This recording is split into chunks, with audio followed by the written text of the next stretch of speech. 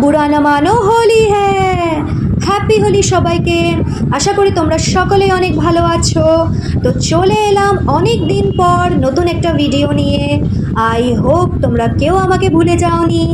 তো অনেকক্ষণ লাইনে দাঁড়ানোর পর ফাইনালি আমরা আমাদের টিকিট পেয়ে গেলাম। আর আমরা আমাদের টিকিট পেয়ে ছটপট করে হাতে রিবন লাগিয়ে চলে এলাম বিগেস্ট হোলি ফেস্টিভ্যাল, যেটা নাকি হচ্ছিল ওয়েট, সেটা যদি জানতে চাও কোথায়, তাহলে পুরো ভিডিওটা স্কিপ না করে সম্পূর্ণ দেখো। তো চলো তোমাদেরকেও নিয়ে চলি সেই বিগেস্ট হোলি ফেস্টিভ্যাল, যেটা নাকি হচ্ছিল কলকাতার অ্যাকোয়াটিকাতে।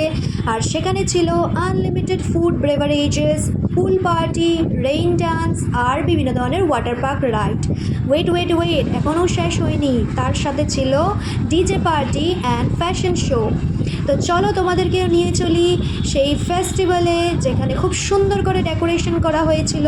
আর ফুড সেকশনটাও কিন্তু সেই সুন্দর ছিল।